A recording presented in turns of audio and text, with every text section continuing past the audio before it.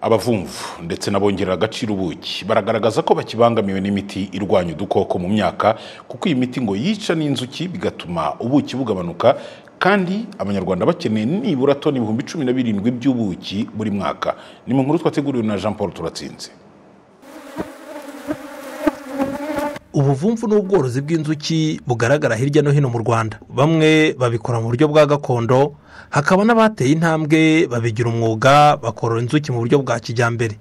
Bamwe mu bavumvu, abacuruzi b'ibikomoka ku buki ndetse n'abafite inganda zitunganya ubuki bagaragaza ko hakiri intege nke mu kubona ubuki buhagije isoko ry'u Rwanda.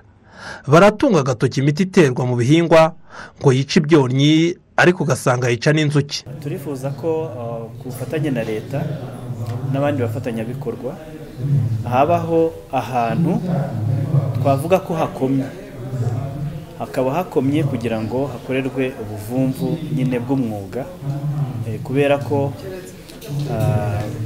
inzuki zigenda zigabanyuka kubera iterwa ry'imiti mu bihingwa, kandi no gutera iyo miti nabyo birakenewe kugira ngo babone umusaruro uhagije abaturage babashe kwihaza. Ariko hakaba hari icyuho cy'uko inzuki iyo zibaye nkeya ku rundi ruhande, ibyo twita pollination cyangwa se pollinisation, kubangurira kwa bya bihingwa akenshi biragabanyuka cyane. Mu bibazo twabonye bifite ingufu cyane no kureba uburyo ari amashyamba yacu cyangwa ibisigara byahabwa aborozi b'inzuki bakabyaza umusaruro ari amashyamba yacu, kandi n'amashyamba nayo inzuki zikayagirira akamaro ko gutuma nayo agorohinga agakura neza kuko ziba zibangurira ibyo biti. Dufashe urugero, umuzinga wa kijyambere uhagaze hejuru y'50,000, ako wajya kure umuzinga wa gakondo ubu uri hagati y'1,500 kugera ku 3,000. Urumva ayo mafaranga kugira ngo umuturage yabone abashe kubyaza umusaruro ka gace atuyemo n'inzuki usanga ari ikibazo. Umuyobozi mukuru wungirije ushinzwe ubworozi mu kigo cy'igihugu gishinzwe ubuhinzi n'ubworozi RAB, Dr Solange Uwituze, asaba abahinzi gukoresha imiti yica udukoko mu masaha ya nimugoroba kuko birinda n'inzuki gupfa.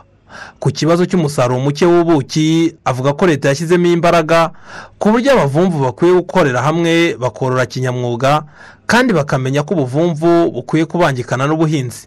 Mwabonye ko hatangiye kuzamo ndetse n'urubyiruko, kimwe mu kigambiriwe ni ukwereka abantu yuko ubuvumvu nawo ni umwuga ushobora kwitabirwa kandi ugatanga akazi keza, ugatanga n'amafaranga meza. Icyo dushaka gukora icyambere ni ukwerekana amahirwe ari muri iyi value chain y'ubuki.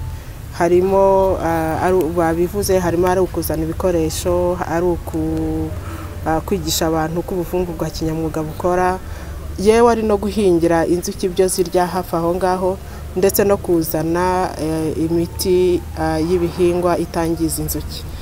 Ibyo ngibyo byose nibyo twateganyije kwerekana hano, uko ahandi babishoboye ko inzuki zishobora kubana amahoro n'ibihingwa kandi buhinzwe mu buryo bwa kijyambere.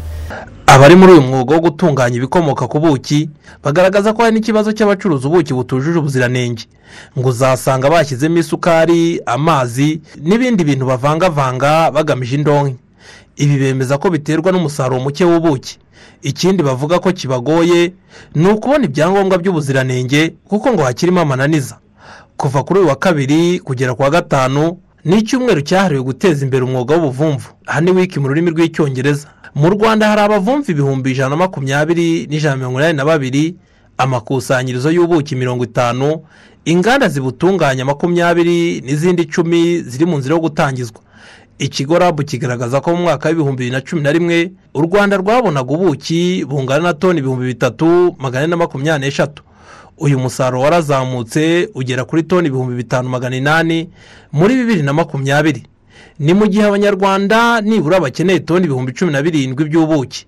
Intego nuko mu mwaka wa 2024 hazaba haboneka toni 8,500 z'ubuki. Jean Paul Turatsinze, i Kigali. Reka tuve i Kigali tunyarukire mu karere ka Nyamasheke.